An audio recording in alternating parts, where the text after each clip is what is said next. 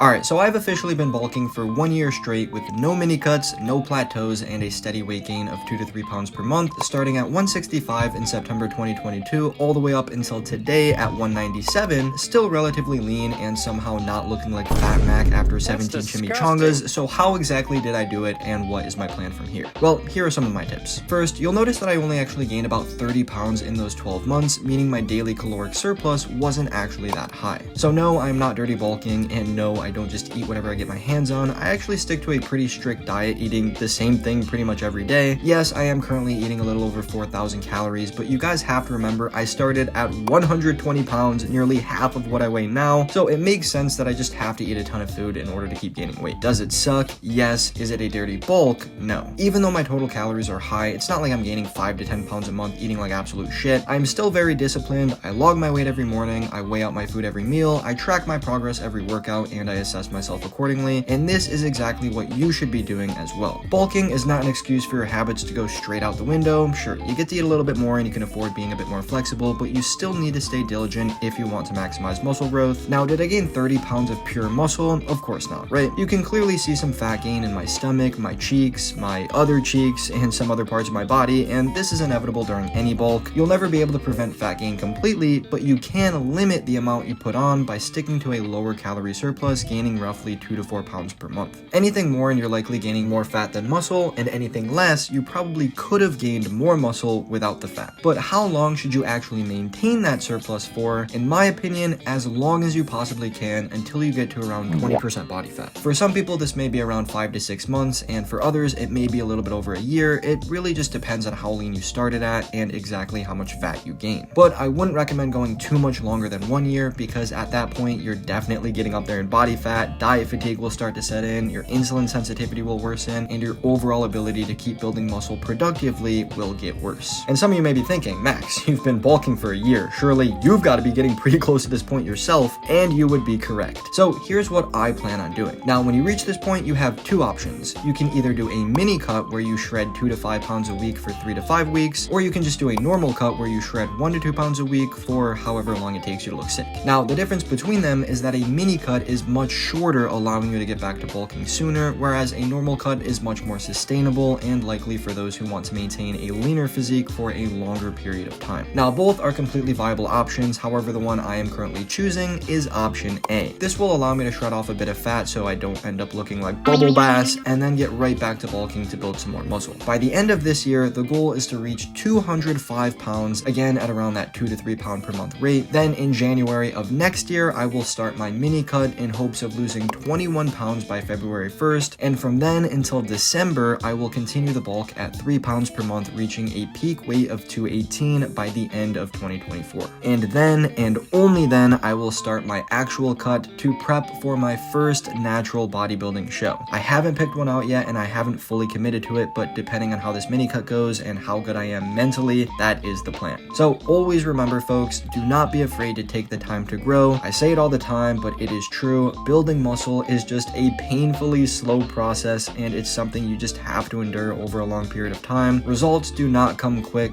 but they do come to those who are consistent with a clear goal in mind.